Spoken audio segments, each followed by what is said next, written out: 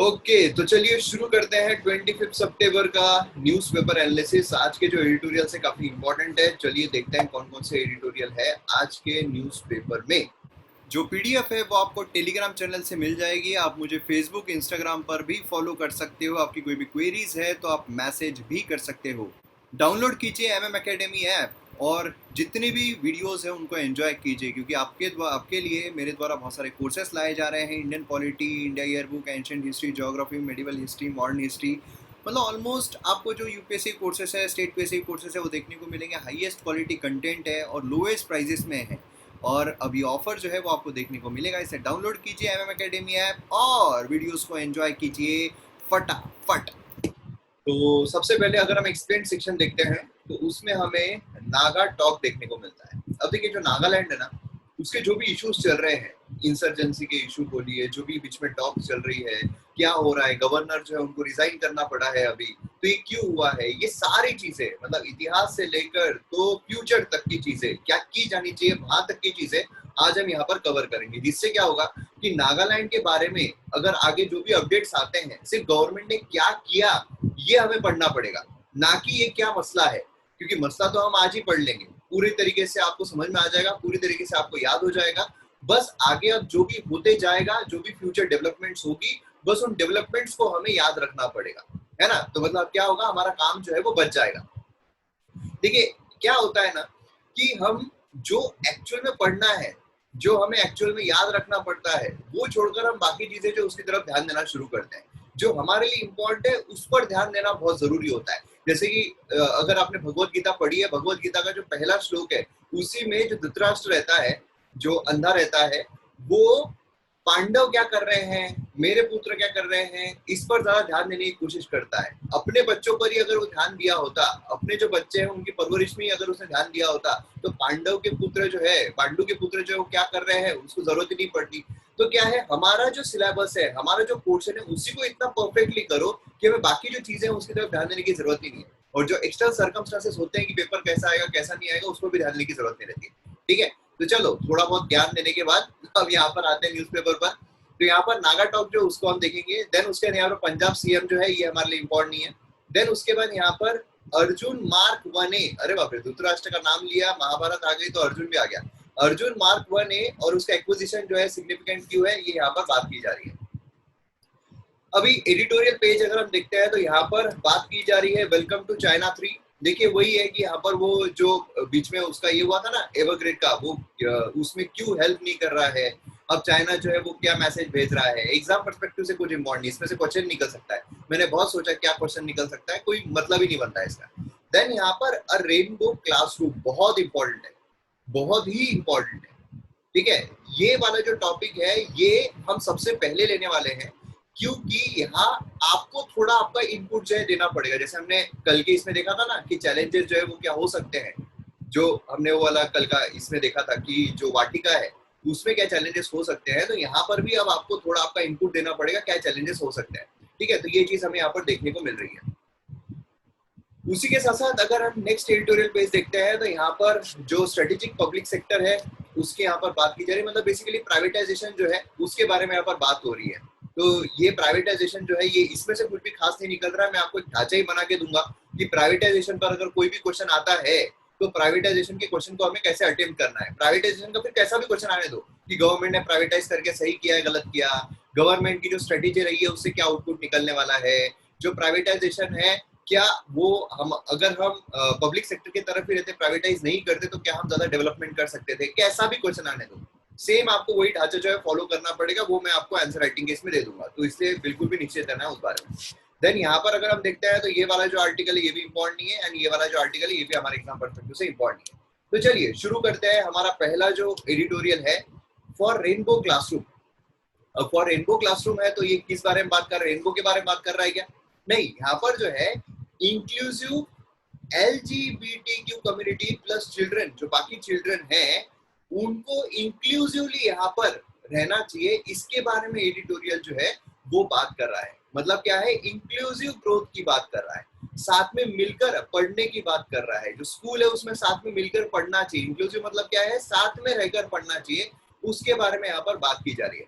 LGBTQ community आप सभी को पता होगा, है ना। तो इसके बारे में यहाँ पर बात हो रही है। बेसिकली अगर देखिए ट्रांसजेंडर कम्युनिटी जो है उसके बारे में यहाँ पर बात जो है वो की जा रही है। अब देखिए यहाँ पर है क्या, यहाँ पर कि जो ट्रांसजेंडर कम्युनिटी है ना, यहाँ पर आपको थोड़ा इसमें इसमें दिखाई दे रहा होगा। ट्रांसजेंडर कम्युनिटी जो है मोस्ट मार्जिनलाइज्ड है इंडिया में, इंक्लूडिंग एजुकेशन। एजुकेशन में भी अगर हम देखते हैं ट्रांसजेंडर कम्युनिटी जो है इतनी आगे नहीं बढ़ी है, बहुत ही कुछ हद तक यहाँ पर एजुकेशन जो है वो ट्रांसजेंडर कम्युनिटी यहाँ पर पा रही है।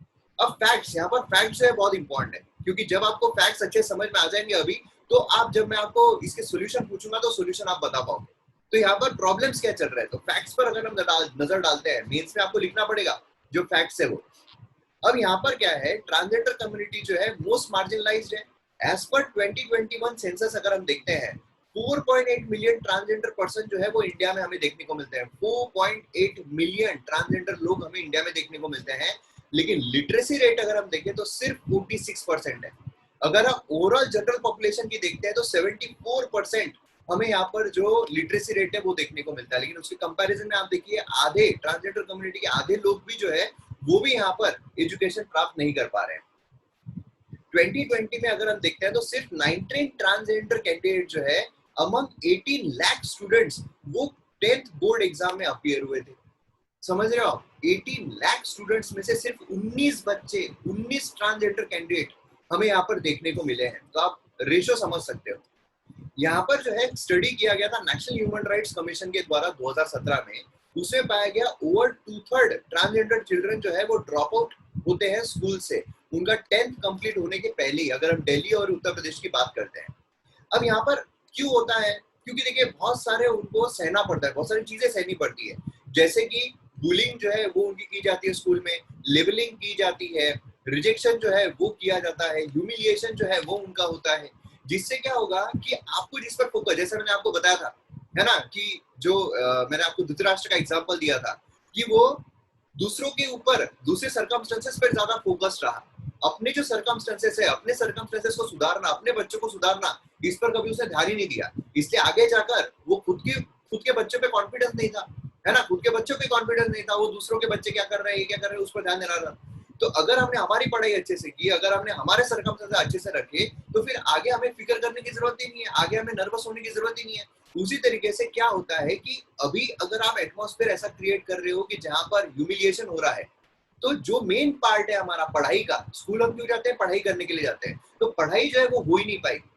हमारा बस इस पर ध्यान रहेगा, ये हमको ह्यूमिलेट कर रहा है, ये हमको बुली कर रहा है, ये हमका रिजेक्शन हो रहा है। तो क्या होगा कि मेन जो पढ़ाई है उससे फोकस हमारा हट जाएगा, फोकस हट जाएगा तो मन नहीं करेगा वो स्कूल जाने का, इसलिए क्या होगा, ड्रॉप आउट हो जाएंगे।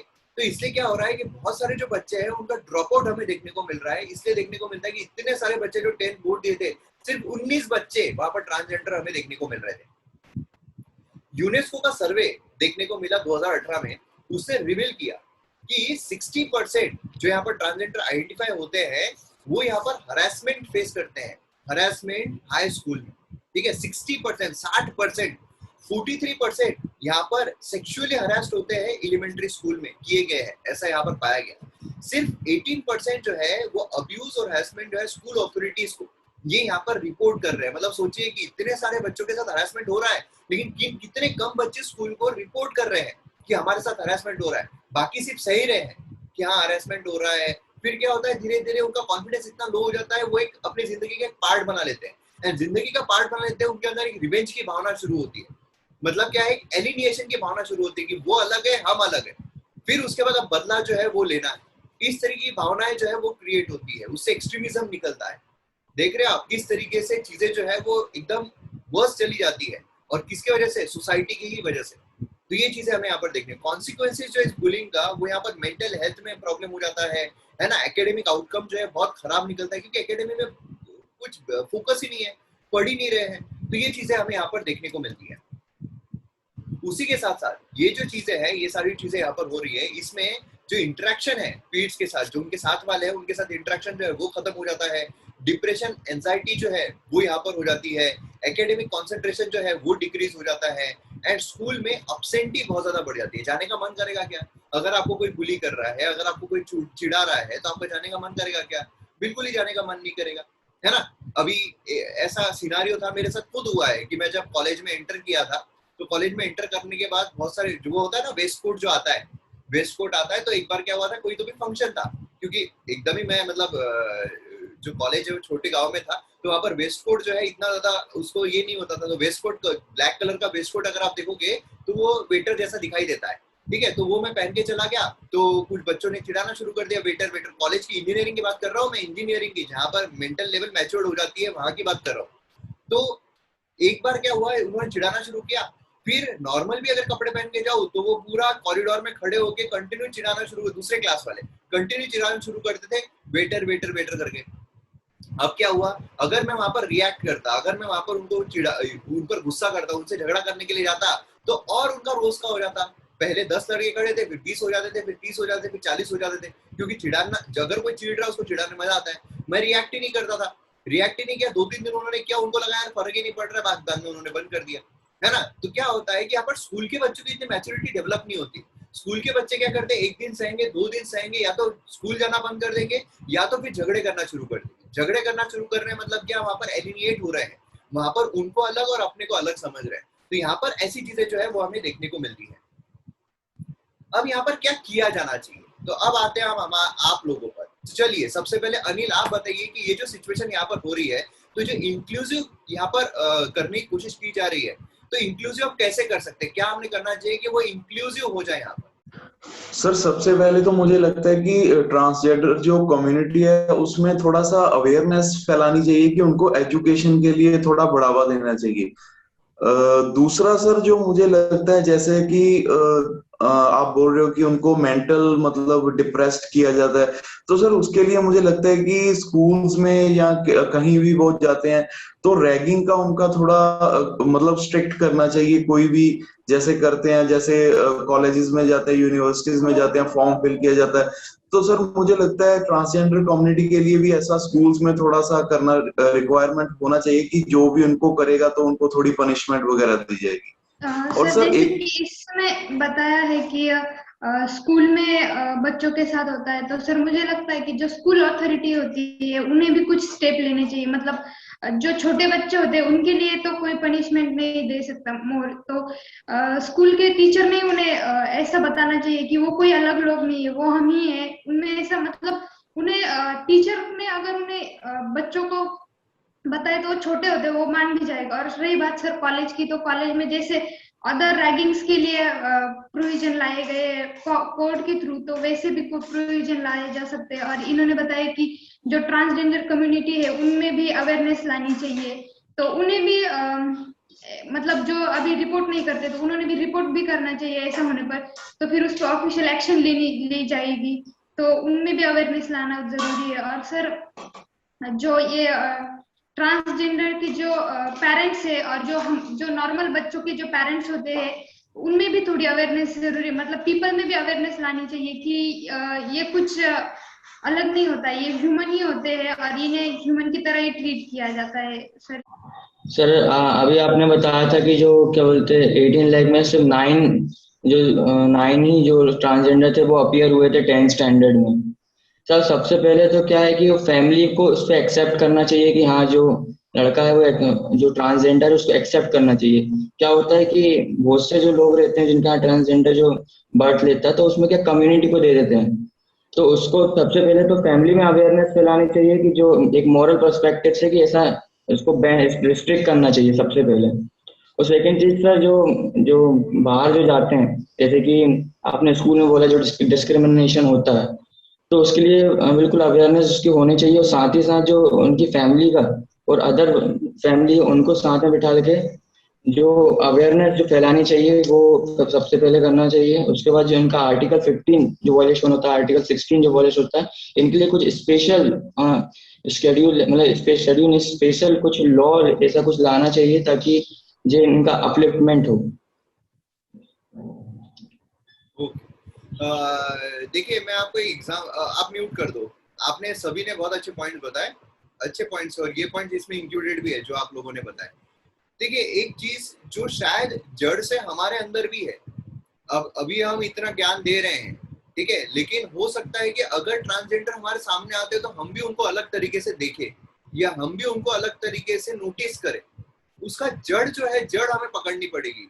देखिए क्या है कि अगर समझ लीजिए कि अनिल जो है वो स्पोर्ट्स में बहुत अच्छा है, ठीक है, वो समझ लीजिए क्रिकेट जो है बहुत अच्छा खेलता है। अब आप तीनों मेरे पास आए, ठीक है, अब मैंने क्या बोला, मैंने अगर बोला कि मैथ्स में जो अच्छा है, समझ लीजिए अगर प्रीति मैथ्स में बहुत अच्छी है, मैथ्स में, और प्रद्युमन जो है वो साइंस में बहुत अच्छा है, तो मैथ्स में जो बहुत अच्छे हैं, साइंस में तो बहुत अच्छे हैं, वो अच्छे तरीके से पढ़ाई कर सकते हो, यूपीएससी क्लियर कर सकते हैं। मतलब इनडायरेक्टली क्या हो गया कि अनिल जो है वो यूपीएससी क्लियर नहीं कर सकता है, क्योंकि अनिल जो है वो तो स्पोर्ट्स में अच्छा है। लेकिन क्या इसका मतलब ये है कि अनिल में काबिलियत कम है ना? अनिल की काबिलियत जो है किसी और चीज में है, अनिल की काबिलियत कम नहीं है। तो क्या हो रहा है, हम यहाँ पर क्या करते हैं, हम यहाँ पर स्टार्टिंग से ही डिवाइड जो है वो करना शुरू कर देते हैं। कैसे? अभी देखिए स्टार्टिंग से ही अगर हम देखें तो हम क्या बोलते हैं, ही और शी। ट्रांसजेंडर क्या है, ट्रांसजेंडर एक अलग जेंडर कंसिडर किया गया है। अगर हम ही और शी बोलेंगे तो अपने आप ट्रांसजेंडर जो है वो अलग आइडेंटिटी हम ही कर रहे हैं, हम ही उनको एलिमिनेट कर रहे हैं। अगर हम बोल रहे हैं हस्बैंड वाइफ, अगर rather than saying husband and wife अगर हम पार्टनर बोलना शुरू कर दे, तो क्या वहां पर प्रॉब्लम थोड़ी सॉल्व नहीं हो सकती? थोड़ी हम साइकोलॉजिकल चेंज नहीं हो सकते कि पार्टनर कोई भी हो सकता है, इंक्लूडिंग ही, शी और जो भी ट्रांसजेंडर है वो भी वहां पर हो सकते हैं पार्टनर के रूप में, है ना? लेकिन अगर हम ही और शी ही कंसिडर करेंगे, लड़का और लड़की ही हमेशा बोलेंगे, तो फिर वहां पर क्या हम खुद एलिमिनेट नहीं कर रहे हैं, हम खुद अलग नहीं कर रहे हैं। तो जब हम खुद बोलते हैं एज अ पेरेंट, अगर कोई पेरेंट है तो एज अ पेरेंट अगर बोल रहे हैं बच्चों को, छोटे बच्चों को जो स्कूल में जा रहे हैं, तो फिर उनके दिमाग में वही चलता रहेगा कि सिर्फ लड़का और लड़की होते हैं, ट्रांसजेंडर तो कोई होता ही नहीं है। अगर उनको ट्रांसजेंडर के साथ कोई एनकाउंटर होता है तो वो उनको ऑटोमेटिकली अलग जो है वो समझना शुरू कर देते हैं, और जब अलग पकड़ना शुरू करते हैं तो फिर वहां पर बुलिंग तो होगी, चिढ़ाना तो होगा ही, है ना? तो इस तरीके से चीजें जो है वो जड़ से शुरू होती है, और जड़ से अगर हमको खत्म करना है तो क्या हमें करिकुलम में उसको इंक्लूड नहीं करना चाहिए? अगर हम करिकुलम में उसको इंक्लूड करते हैं, अगर करिकुलम में चीजें जो है वो अगर साफ करते हैं, तो क्या प्रॉब्लम सॉल्व नहीं हो सकता? क्योंकि जो हम पढ़ते हैं वही आगे तक जाती है, बराबर है? तो ये एक पॉइंट जो है, ये एक पॉइंट आप लोगों की तरफ से मिस हुआ, बाकी सारे पॉइंट जो है आप लोगों ने कवर किए इतने अच्छे से, मतलब मेरे को अच्छा लग रहा है कि आप डिस्कशन जो है काफी अच्छा कर रहे हो। तो अभी अगर हम देखते हैं क्या क्या यहाँ पर किया जा सकता है, तो यहाँ पर देखिए national policy, national education policy 2020 जो है वो क्या कर रहा है यहाँ पर, वो यहाँ पर जो एजुकेशनल एक्सेस है वो देने के लिए जेंडर इंक्लूसिव फंड दे रहा है कि पैसा जो है वो हम प्रोवाइड करेंगे, है ना? लेकिन ये जो गवर्नमेंट की चीजें आ रही है ना, गवर्नमेंट की तरफ से जो भी चीजें आ रही है ट्रांसजेंडर को इंक्लूसिव बनाने के लिए, वो यहाँ पर कैश ट्रांसफर बोलिए, बाइसिकल डिस्ट्रीब्यूट करना बोलिए, सैनिटेशन जो है उसकी प्रोविजन बोलिए, इससे बाहर नहीं जा रहा है कि आप सैनिटेशन अलग दे दो, आप यहाँ पर बाइसिकल बांटो जिससे कि लोग जो है वो आकर पढ़ना शुरू कर दे। अरे बाबा, बाइसिकल के लालच में अगर 1-2 दिन आ भी गया, उसको बाइसिकल मिल भी गई, लेकिन स्टिल वो कंटिन्यू नहीं कर पाएंगे। क्यों नहीं कर पाएंगे? क्योंकि कंटिन्यूअसली उनको टॉर्चरिंग हो रही है, कंटिन्यूअसली उनको बुलिंग हो रहा है, कंटिन्यूअसली उनके ऊपर प्रेशर डाला जा रहा है कि आप यहाँ के हो ही नहीं, तो फिर कहां से यहाँ पर आगे बढ़ पाएंगे? तो यहाँ पर गवर्नमेंट उसके आगे नहीं जा पा रही है, तो क्या करना चाहिए? यहाँ पर फोकस करना चाहिए कि हम यहाँ पर अवेयरनेस और एक्सेप्टेबिलिटी जो है उसको एनहांस करें। ये तो लेकिन बहुत कॉमन स्टेटमेंट है, ये एक यूनिवर्सल स्टेटमेंट है, कुछ भी हो जाए ये आप डाल ही सकते हो, किसी भी बारे में हो, अवेयरनेस स्प्रेड करना है। अगर हमें कचरा नहीं करना है, स्वच्छ रखना है भारत को, क्या करना है? अवेयरनेस स्प्रेड कर दो। अगर हमें जो रूरल एरिया है वहां पर सैनिटेशन बढ़ाना है, वहां पर खुले में शौच नहीं करना चाहिए, क्या करना है? अवेयरनेस स्प्रेड कर दो। मतलब हर चीज का सोल्यूशन अवेयरनेस है, लेकिन अवेयरनेस भी स्प्रेड कैसे करना चाहिए, अवेयरनेस को भी स्प्रेड क्या होना चाहिए, है ना? तो यहाँ पर इंडिया जो है उसे स्कॉटलैंड से सीखना चाहिए, जो फर्स्ट कंट्री बना जिसने एलजीबीटीक्यू उनको इंक्लूसिव स्कूल करिकुलम में इंक्लूड किया 2021 में। स्कॉटलैंड, ये बहुत इंपॉर्टेंट है, आपको प्रीलिम्स में आ सकता है कि कौन सा ऐसा कंट्री बना है जिसने करिकुलम में इंक्लूड किया 2021 में। 2021 की न्यूज है, इसलिए याद रखना है स्कॉटलैंड, ठीक है? Beyond infrastructure and process revamp, यहाँ पर रिफॉर्म जो है करिकुलम में और टीचर के एजुकेशन में भी जरूरी है। टीचर के एजुकेशन में भी जो टीचर पढ़ा रहे हैं, क्योंकि टीचर एक ऐसे होते हैं जिनको सभी को सेम नजर से देखना पड़ता है, जिनको सभी को सेम एटीट्यूड से देखना पड़ता है, वहां पर करिकुलम में और एजुकेशन में भी इंक्लूड करना जरूरी है। फोकस जो है वो इंक्लूसिव लैंग्वेज, जैसे कि यहाँ पर पार्टनर, जैसा मैंने आपको बताया था, है ना, पार्टनर यूज करना है instead of husband and wife. जब हम हस्बैंड एंड वाइफ जो है वो ला रहे हैं, वो अगर बोल रहे हैं स्टार्टिंग से, तो यहाँ पर बच्चे के इसमें क्या होता है कि हस्बैंड एंड वाइफ, इसमें जो सेम पार्टनर के लिए जो अट्रैक्ट होते हैं, जो गे होते हैं, उनको भी यहाँ पर क्या होता है कि हम अलग है, वो भी यहाँ पर थोड़ा डिप्रेस फील करते हैं। अभी तो ठीक है, पूरी सोसाइटी जो है वो वाइड हो रही है, लेकिन क्या होता है कि आधे टाइम तक तो वो खुद पे ही शक करना शुरू करते हैं, है ना। तो मतलब क्या हो रहा है यहाँ पर, इंस्टेड ऑफ अगर हम पार्टनर यूज करना शुरू कर देंगे तो मतलब पार्टनर कोई भी हो सकता है, ये एक नजरिया हम बाहर छोड़ रहे हैं। जहां पर क्या होगा, जो आने वाले जनरेशन है उनको ये रहेगा कि हाँ यार पार्टनर कोई भी हो सकता है, एंड अगर वो है तो उनको कोई अटपटा नहीं लगेगा, है ना। हालांकि इसको आने में बहुत वक्त लग जाएगा, बहुत ज्यादा, लेकिन स्टिल हम शुरुआत जो है वो कर सकते हैं। Besides inclusiveness and equity in excess, integration जो है, जैसे आइडेंटिटी का यहाँ पर इंटीग्रेशन हो जाए, डाइवर्सिटी का इंटीग्रेशन हो, सोशल जस्टिस का हो जाए, है ना। तो यहाँ पर ये चीजों का करना भी बहुत जरूरी है कि आइडेंटिटी का इंक्लूसिवनेस की क्या होता है, मोस्टली कैसा होता है कि अगर समझ लीजिए कोई गे है, ठीक है, अगर वो कोई ग्रुप ऑफ मतलब लड़के जो है वो खड़े हैं, अगर उनमें आके खड़ा होता है तो क्या करते हैं, चिढ़ाना शुरू कर देते हैं, अरे ये है ये है ये है। जिस तरीके से हर लड़का हर लड़की पे लाइन नहीं मारता है, जिस तरीके से हर लड़की हर लड़के पे लाइन नहीं मारती है, उसी तरीके से हर अगर कोई गे भी है तो क्या वो सभी लड़कों पे लाइन मारना शुरू करेगा? नहीं होता है ऐसा, है ना। उनकी भी चॉइस होती है। तो ये जो है मतलब बेसिकली इंटीग्रेशन जो है वो यहाँ पर करना जरूरी है। एक आइडेंटिटी, एक डाइवर्सिटी, सोशल जस्टिस जो है वो प्रोवाइड करना जरूरी है। ये चीजें यहाँ पर बहुत ही जरूरी होती है, जिससे कि हम यहाँ पर आगे बढ़ सकते हैं। तो अभी मैं उम्मीद करता हूँ कि आपको ये जो चीजें अच्छी तरह समझ में आ गया होगा। तो अभी बताइए, अगर कोई डाउट है तो कंटिन्यू पूछिए, नहीं तो फिर हम कंटिन्यू करते हैं। कोई डाउट है? ओके, चलिए फिर शुरू करते हैं। नेक्स्ट इस पर जाते हैं। यहाँ पर बात की जा रही है नागा टॉक के बारे में। अभी यहाँ पर नागालैंड जो है उसका जो भी मसला है, जो भी मुद्दा है, वो अच्छे तरीके से हम यहाँ पर देख लेंगे। तो अच्छे तरीके से समझिए और ये जो पीडीएफ है ये अच्छे तरीके से पढ़िएगा, ठीक है, टेलीग्राम पर मिल जाएगी। अभी यहाँ पर अगर हम नागालैंड की बात करते हैं तो नागालैंड में कॉन्टेक्स्ट क्या चल रहा है, क्यों हम यहाँ पर पढ़ रहे हैं, ठीक है। Tamil Nadu governor R.N. रवि, ठीक है, रिजाइन किया है as a interlocutor of Naga peace talk. Naga जो है पीस टॉक के लिए गवर्नमेंट जो है वो इससे अनहैप्पी थी, ऐसा यहाँ पर बोला जा रहा है। जिस तरीके से वो बात कर रहे थे, जिस तरीके से वो पीस टॉक चल रहा था, उससे वो नाखुश थे, क्योंकि जो वहाँ पर एक एसोसिएशन है उसके साथ अच्छे तरीके से बर्ताव नहीं करना, ये नहीं करना, उनको इंक्लूड नहीं करना, इसकी वजह से गवर्नमेंट को पसंद नहीं आया एंड देन उनको निकाल दिया गया। तो ये हमें देखने को मिल रहा है। अभी यहाँ पर नागास कौन है, नागास के बारे में अगर टॉक के बारे में हम जानेंगे तो नागास कौन है ये भी हमको जानना पड़ेगा। अभी यहाँ पर अगर हम देखते हैं, नागास जो है ये हिल पीपल है। एस्टिमेट नंबर जो है 2.5 मिलियन हमें देखने को मिलता है। 1.8 मिलियन नागालैंड में है, 0.6 मिलियन मणिपुर में है, 0.1 मिलियन अरुणाचल स्टेट्स में है। तो यहाँ पर ये तीन इसमें अगर हमें देखने को मिल रहा है, हिल, नागास, ठीक है, नागास अगर ये तीन इसमें देखने को मिल रहा है, मतलब क्या है, यहाँ पर जो भी मसला है ये तीन स्टेट्स मिलाकर है, तीन स्टेट्स के इंक्लूजन में है ना। एक नागालैंड नहीं है सिर्फ, इसमें मणिपुर एंड अरुणाचल स्टेट जो है वो भी यहाँ पर शामिल है। अब यहाँ पर ये रिमोट और माउंटेनियस इसमें रहते हैं Indian state of Assam and Burma. तो बर्मा जो है वो भी यहाँ पर इंक्लूडेड है। अब देखिए यहाँ पर जो बर्मा है उसमें भी कुछ नागा ग्रुप्स हमें देखने को मिलते हैं। नागास जो है कोई सिंगल ट्राइब नहीं है, ठीक है, एक एथनिक कम्युनिटी है जिसमें सेवरल ट्राइब्स हमें देखने को मिलते हैं। नागास जो है इंडो मंगलॉइड फैमिली जो है उससे बिलोंग करते हैं। तो ये एक एक पॉइंट बहुत इंपॉर्टेंट है, सीधा आपको पुलिस में स्टेटमेंट उठाकर बोला जा सकता है। हमें 19 मेजर ट्राइब्स देखने को मिलते हैं जिसमें ये सभी इंक्लूडेड है, ऑस, अंजमीज, चंस, देन ये सारे नाम जो है वो आपको देखने को मिलते हैं। अगर आपको याद रखना है तो ठीक, नहीं याद रखना है तो कोई फर्क नहीं पड़ेगा। लेकिन अगर यूपीएससी ज्यादा ही भावुक हो गया, कभी कभार क्या होता है, यूपीएससी सोचता है कि एक तो ऐसा क्वेश्चन निकालूंगा जो किसी भी बंदे को कुछ भी हो जाए सही आंसर नहीं आएगा, जब तक वो तुक्का नहीं मारता, याद तो कर ही नहीं पाएगा। तो उसमें ऐसा हो सकता है कि आपको पूछ लिया जाए कि इसमें से कौन सी नागास की ट्राइब नहीं है, या फिर नीचे दिए गए में से कौन कौन सी नागास ट्राइब है, ऐसे आपको क्वेश्चन आ सकता है।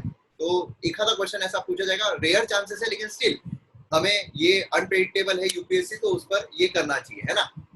तो ये सारे के सारे मैंने दिए हुए हैं पूरे 19 ट्राइब्स, तो एक बार देख लो और एक बार नजर फेर लो। अगर एग्जाम में आता है, याद रहा तो ठीक, नहीं तो छोड़ दो, क्योंकि इतने सारे 19 याद रखना उसमें कॉस्ट बेनिफिट नहीं है।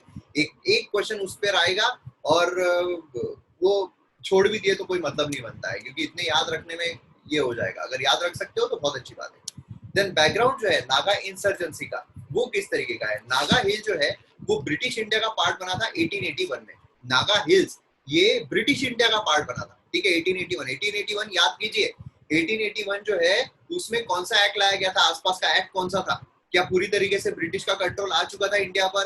क्या ब्रिटिश का पोजीशन आ चुका था इंडिया पर? क्या सेंट्रल एडमिनिस्ट्रेशन हो चुका था? ऑफ कोर्स हो चुका था। 1958 का एक्ट आ गया था, 1861 का एक्ट आ चुका था, है ना। तो इस तरीके से क्या था कि अच्छे खासा सेंट्रलाइज हो चुका था, वॉइसरॉय ऑफ इंडिया बन चुका था, उसी के साथ साथ जो वॉइसरॉय है उसको भी पावर जो है वो मिल चुकी थी, ऑर्डिनेंस भी इशू कर पा रहा था, है ना। अब यहाँ पर 1881 अगर हम देखते हैं तो मतलब अब यहाँ पर लोगों का भी उठाव इंडिया में काफी ज्यादा हो रहा था, जैसे कि 1885 के आसपास जो इंडियन नेशनल कांग्रेस है उसका फॉर्मेशन मतलब कुछ ही सालों में, तो मतलब ऑर्गेनाइजेशन जो है वो भी फॉर्म यहाँ पर हो रही थी इंडिया में, है ना। तो नागा हिल जो है वो ब्रिटिश इंडिया का पार्ट बन जाता है, पूरी तरीके से ब्रिटिश इंडिया का। अब यहाँ पर क्या था कि नागा ट्राइब जो यहाँ पर स्कैटर्ड थी उनको साथ में लाने की कोशिश की गई, एक नागा क्लब बनाने की कोशिश की गई, कब? 1918 में। मतलब यहाँ पर 1918 समझ लीजिए हिस्ट्री में क्या चल रहा था, हिस्ट्री में वर्ल्ड वॉर जो है वो खत्म हो गया था, ऑलमोस्ट खत्म हो गया था, है ना। तो यहाँ पर नागा क्लब जो है 1918 में वो बनाने, इससे क्या रहता है, इससे हम डेट्स याद रख सकते हैं कि हमें ये पता है, हमें एक पता है वर्ल्ड वॉर 1 शुरू कब हुआ था, खत्म कब हुआ था। अच्छा, मतलब नागा ट्राइब का नागा क्लब कब हुआ था, तो वर्ल्ड वॉर खत्म हुआ था मतलब 1918। तो ऐसे आप याद रख सकते हो, इसलिए कनेक्शन जुड़ाना जरूरी है, जो चीज हमको याद है उससे डेट्स याद रखने में, ये ट्रिक है डेट्स याद रखने की। क्लब जो है यहाँ पर सेंस ऑफ नागा नेशनलिज्म, जब क्लब फॉर्म हो गया तो अब यहाँ पर नागा का नेशनलिज्म जो है वो बाहर निकल कर आया है कि अब नेशनलिज्म, है ना, उस तरीके का क्लब जो है वो यहाँ पर नागा नेशनल काउंसिल में तब्दील हुआ 1946 में। मतलब यहाँ पर कॉन्स्टिट्यूंट असेंबली, है ना, कॉन्स्टिट्यूंट असेंबली के आसपास यहाँ पर नागा नेशनल काउंसिल, मतलब यहाँ पर कॉन्स्टिट्यूंट असेंबली बनी, यहाँ काउंसिल बन गया, है ना। तो मैं आपको रिलेट कर रहा हूँ ताकि आप डेट्स याद रख सको, क्योंकि डेट्स इंपॉर्टेंट है। अगर आपको नागालैंड के बारे में क्वेश्चन आता है, नागा टॉक के बारे में क्वेश्चन आता है, तो यहाँ पर आपको ये डेट्स के साथ चीजें जो है वो लिखनी बहुत जरूरी है। देन उसके बाद यहाँ पर जो अंगामी जोपू फिजो ये जो लीडर थे, इनकी लीडरशिप में एनएनसी ने नागालैंड को as a independent state declare किया 14 अगस्त 1947। ठीक है, ये भी एक बहुत जरूरी है। 14 अगस्त 1947 मतलब जहाँ पाकिस्तान अपनी आजादी जो है, इंडिपेंडेंस जो है वो सेलिब्रेट करता है, ठीक है। एंड 15 अगस्त 1947 तो आपको पता है, बताने की जरूरत नहीं है। यहाँ पर रेफरेंडम जो है वो कंडक्ट किया गया मई 1951 को, जहां पर 99.9% जो है नागाज ने सपोर्ट किया सोवेन नागालैंड को। सोवेन मतलब क्या है, आजाद नागालैंड, है ना, जहां पर वो कनेक्टेड नहीं है किसी भी देश से, वो खुद एक सोवेन कंट्री जो है वो कहलाएगी इस तरीके से। फिर उसके बाद यहाँ पर जो है वो कॉन्फ्लिक्ट्स ये सब होते हैं, इंसर्जेंसी ये सब होती है। नागालैंड जो है उसको स्टेटहुड दे दिया जाता है दिसंबर 1963 को। 1963 ये तो आपको पता ही होगा ना, ये तो आपने याद किया होगा, मैंने आपको बोला था क्रोनोलॉजी जो है वो लिख लेना, मैं उम्मीद करता हूँ आपने लिखा होगा। देन 1975 जब हमने यूनियन एंड टेरिटरी चैप्टर देखा था पॉलिटी का, 1975 अंडर द शिलोंग अकॉर्ड, जो शिलोंग अकॉर्ड है, यहाँ पर हमें अकॉर्ड देखने को मिलता है। कुछ फैक्शन जो है एनएनसी एंड एनएफजी के, नागा फेडरल गवर्नमेंट के, उन्होंने अपने आर्म्स गिव अप, क्योंकि बहुत सारी इंसर्जेंसी चल रही थी कि नहीं हमको आजादी चाहिए, ये चाहिए, वो चाहिए, सब चल रहा था। लेकिन फिर एक हिस्सा था, एक फैक्शन था, जो ग्रुप्स थे उनका, उन्होंने बोला कि ठीक है हम हमारे आर्म्स जो है वो दे देंगे, हमको अब यहाँ पर लड़ाई नहीं करना है, हमको यहाँ पर पीसफुली रहना है, शांतिपूर्वक रहना है। लेकिन यहाँ पर जैसे ही ये होता है वैसे ही यहाँ पर स्प्लिट जो है वो हमें देखने को मिलता है ग्रुप में, इन्हीं के ग्रुप। जैसे याद कीजिए 1907 में क्या हुआ था, जो मॉडरेट से एक्सट्रीमिस्ट है उनका स्प्लिट हो गया था। क्यों? क्योंकि एक मुद्दे पर वो सहमति नहीं जता पा रहे थे, तो स्प्लिट हो गया। उसी तरीके से यहाँ पर भी क्या हुआ, एक सेक्शन जो है वो बोल रहा था हम आर्म्स जो है वो दे देंगे, एक मॉडरेट बन गए थे, और जो एक्सट्रीमिस्ट थे वो बोल रहे थे हमने आर्म्स नहीं देंगे। तो यहाँ पर स्प्लिट जो है वो हमें देखने को मिला। और जैसे ही स्प्लिट यहाँ पर हो गया तो क्या होता है, यहाँ पर जो शिलोंग अकॉर्ड है, एक सेक्शन ऑफ लोग जो यहाँ पर क्या हमें चाइना में देखने को मिल रहे थे, ग्रुप ऑफ अबाउट 140 मेंबर, जो यहाँ पर मुइवा ये लीड कर रहे थे, जो चाइना में थे उस वक्त शिलोंग अकॉर्ड, वो शिलोंग अकॉर्ड को रिफ्यूज कर देते, वो बोलते भाई हमको नहीं जमेगा, है ना। नेशनल सोशलिस्ट काउंसिल फॉर्म करते हैं ऑफ नागालैंड, मतलब NSCN 1980 में, 1980s की बात चल रही है, ठीक है। देन 1988 में NSCN जो है वो स्प्लिट हो जाता है NSCN IM and NSCN K में, NSCN IM and NSCN K में, ठीक है। फिजो जो है वो उनकी डेथ हो जाती है लंदन में 1991 में, और NSCN IM जो है वो मदर ऑफ ऑल इंसर्जेंसी इस रीजन में बन जाता है, सभी इंसर्जेंसी का माँ यहाँ पर बन जाता है, ठीक है। देन उसके बाद यहाँ पर डिमांड जो है नागा ग्रुप की वो क्या है, क्या डिमांड है, उससे हम सोल्यूशन निकालेंगे, वो सोल्यूशन आपको बताने हैं। की डिमांड जो है नागास की वो है ग्रेटर नागालैंड। ग्रेटर नागालैंड मतलब क्या है, इसमें वेरियस पार्ट जो है वो स्टेट्स के इंक्लूडेड है, जिसमें हमें अरुणाचल प्रदेश, यहाँ पर आप देख सकते हो अरुणाचल प्रदेश का हिस्सा, मणिपुर जो है ना, ये सब। देन उसके बाद यहाँ पर आसाम जो है, आसाम का देखिए, आसाम का कुछ हिस्सा जो है वो अवेलेबल है। म्यांमार जो है यहाँ पर कुछ हिस्सा, मतलब क्या है यहाँ पर Myanmar including other country and हमारे कुछ स्टेट्स, ये सब इंक्लूडेड है। एंड ग्रेटर नागालैंड जो है वो यहाँ पर फॉर्म करना चाहते हैं, ऐसा देखने को मिल रहा है। डिमांड है उसमें सेपरेट नागा येजाबो कॉन्स्टिट्यूशन जो है वो भी रहना चाहिए, ऐसा बोल रहे हैं, एंड नागा नेशनल फ्लैग जो है वो भी रहना चाहिए, मतलब separate constitution and separate flag, ये भी यहाँ पर रहना चाहिए, ऐसी भी डिमांड की जा रही है। अब यहाँ पर पीस इनिशिएटिव्स अगर हम देखते हैं गवर्नमेंट की तरफ से कौन कौन से मेजर्स लिए गए पीस इनिशिएटिव, शिलोंग अकॉर्ड है 75 का, देन सीज फायर एग्रीमेंट है 1997 का, फ्रेमवर्क एग्रीमेंट है 2015 का, एनएनसी लीडरशिप जो है उसे आर्म्स अपनी गिव अप की है, ये हमने देखा था। देन यहाँ पर सीज फायर एग्रीमेंट होता है जहाँ पर एनएससीएम आईएम जो है उन्होंने सीज फायर एग्रीमेंट किया जहाँ पर इंडियन आर्म फोर्सेस पर अटैक जो है वो नहीं करेंगे, ऐसा उन्होंने कहा। देन फ्रेमवर्क एग्रीमेंट 2015 का गवर्नमेंट ऑफ इंडिया ने रिकॉग्नाइज किया unique history, culture and position of Nagas. ठीक है, नागाज जो है उनका एक यूनिक हिस्ट्री है, क्योंकि क्या होता है अगर हम सीधा अपोज करते रहेंगे तो मतलब नहीं बनता है, उनकी भी जो आइडेंटिटी है उसको भी हमें एक्सेप्ट करना पड़ेगा कि हाँ आपका भी एक इतिहास है, आपका भी एक पर्टिकुलर सेट ऑफ कल्चर है, वो हम एक्सेप्ट करते हैं। तो क्या होता है उससे थोड़ा जो रेजिस्टेंस है वो कम हो जाता है, थोड़ा बातचीत जो है वो यहाँ पर हो सकती है। तो ये चीज यहाँ पर हमें देखने को मिलती है। अब यहाँ पर वे फॉरवर्ड क्या हो सकता है, चलिए बताइए मुझे, अगर आपको अगर पीस टॉक के लिए भेजा जाए, अगर आपको बोला जाए कि आप पीस टॉक के लिए जाइए, चलिए वे फॉरवर्ड देखते हैं क्या यहाँ पर किया जा सकता है और क्या यहाँ पर किया जाना चाहिए। तो सबसे पहले अगर हम देखते हैं सेंटर जो है उसे निगोशिएट करना चाहिए जितने भी वहां पर ग्रुप्स है, जितने भी फैक्शन ऑफ ग्रुप्स है उनके साथ, जिससे कि एक लॉन्ग लास्टिंग पीस जो है वो हो सके। अब सबसे पहले उसके लिए हमें क्या करना पड़ेगा, निगोशिएट करने के लिए कि जो कल्चर है, जो हिस्टोरिकल एंड टेरिटोरियल एक्सटेंट है, उसको यहाँ पर कंसिडरेशन में लेना पड़ेगा। जब हम वो एक्सेप्ट करेंगे तब जाकर चीजें जो है बेटर हो सकती है। आप में से जिसका भी माइक ऑन है म्यूट कर दो फटाफट। कोई भी अरेंजमेंट जो है उसको यहाँ पर social and political harmony, centre जो है उसे निगोशिएट करना चाहिए, cultural, historical and territorial extent जो उसको कंसिडरेशन में लेना चाहिए। कोई भी अरेंजमेंट जो है उसको यहाँ पर इस तरीके से करना चाहिए कि सोशल एंड पॉलिटिकल हार्मोनी जो है वो हो सके। देखिए सिर्फ पॉलिटिकल हार्मोनी अगर हम मेंटेन करने जाएंगे कि नहीं जो हमने बात मानी है, हमने जो शासन करना है, हमने जो रूल करना है वो उन्होंने मान लिया है, नहीं, ऐसे से नहीं हो सकता है। लोग जो है वो उठाव करेंगे, आपको सोशल हार्मोनी भी मेंटेन करनी पड़ेगी, सोशली जो है वो अलाइन। यही सेम चीज वहां पर भी लागू होती है ना। वहां पर वो जो कम्युनिटी है, जो ट्रांसजेंडर कम्युनिटी है, उनको हार्मोनी में अगर लेकर आते हैं सोशली, तब जाकर वो पॉलिटिकल हार्मोनी में आ सकते हैं, है ना। देन इकोनॉमिक प्रॉस्पेरिटी क्या होता है कि जहां पर भी, जैसे अभी अगर हम देखते हैं, जब हम इंटरनल सिक्योरिटी पढ़ेंगे तब हमको पता चलेगा कि किस तरीके से जो नक्सलाइट्स है उनका मेन रीजन क्या है उठाव करने का, उनका है कि इकोनॉमिक डेवलपमेंट नहीं हो पा रही है, डेवलपमेंट नहीं हो रही। उनको ऐसा लगता है गवर्नमेंट उनके अगेंस्ट में है, गवर्नमेंट उनका डेवलपमेंट नहीं चाहती है, गवर्नमेंट उनका कल्चर को डाइल्यूट करना चाह रही है, इसलिए वो उठाव करते हैं। तो यहाँ पर इकोनॉमिक प्रॉस्पेरिटी बहुत जरूरी होता है। Development is always linked to Naxalism, ठीक है, और एक्सट्रीमिज्म। प्रोटेक्शन जो है लाइफ का, प्रॉपर्टी का, वो यहाँ पर होना बहुत ज्यादा जरूरी है।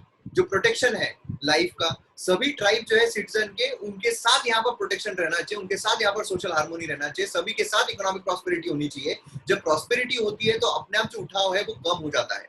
अब इसका सबसे ठोस एग्जांपल अगर हम इनिशियल टाइम फ्रेम में देखते हैं, इनिशियल टाइम फ्रेम जब ब्रिटिशर्स आए थे, जब यहाँ पर जो पीजेंट्स है जो उठाव कर रहे थे ब्रिटिशर्स के अगेंस्ट में, उस टाइम पे जो मिडिल क्लास सेक्शन है वो उठाव नहीं कर रहा था, वो कुछ भी अपोज नहीं कर रहा था ब्रिटिश गवर्नमेंट का।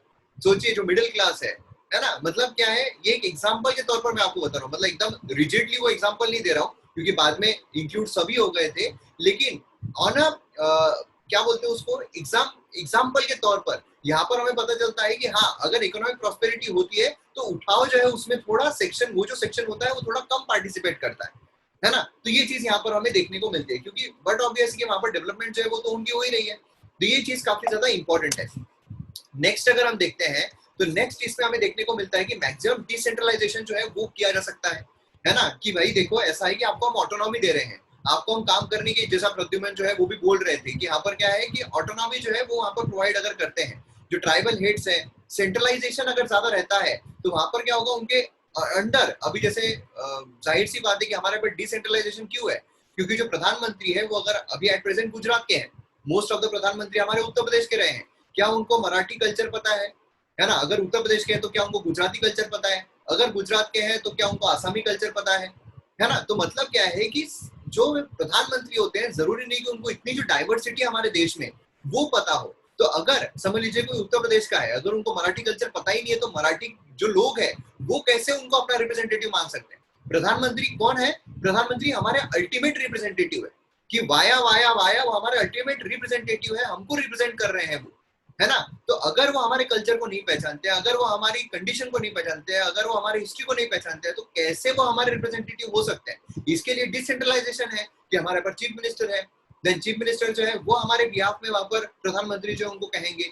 चीफ मिनिस्टर तो हमारे स्टेट के हैं, हमारे एरिया के हैं, हमारे सेक्शन के हैं, तो हमारे कल्चर को बहुत अच्छे तरीके से जानते हैं, है ना। तो डिसेंट्रलाइजेशन बहुत जरूरी होता है, जिससे कि जो पर्टिकुलर सेट ऑफ कम्युनिटी है उनको ये विश्वास रहे कि हाँ हमारे जो रिप्रेजेंटेटिव है ये हमारे हैं, ना कि हम पर थोपे गए हैं। ये चीज यहाँ पर इंपॉर्टेंट है। देन ग्रेटर ऑटोनॉमी जो है नागास को, वो यहाँ पर मतलब जो अलग अलग एरियाज है उनमें भी इनहेबिट करके हम प्रोवाइड कर सकते हैं। तो ये चीज हमें देखने को मिलती है। तो क्लियर होगा आपका, कोई डाउट है तो आप पूछ सकते हो। आगे बढ़ते हैं, नहीं तो बढ़े आगे। ओके चलो आगे बढ़ते हैं। नेक्स्ट यहाँ पर आ रहा है what's new in Arjun mark 1A। Arjun mark 1A जो है उसकी यहाँ पर बात की जा रही है, तो आप फोटो से देख ही सकते हो ये क्या है। अब यहाँ पर अगर हम बात करते हैं कॉन्टेक्स्ट की, तो हमें पता चलता है मिनिस्ट्री ऑफ डिफेंस ने थर्सडे को कहा कि एक ऑर्डर जो है worth 7,500 crore heavy vehicle factory यहाँ पर प्लेस किया गया है।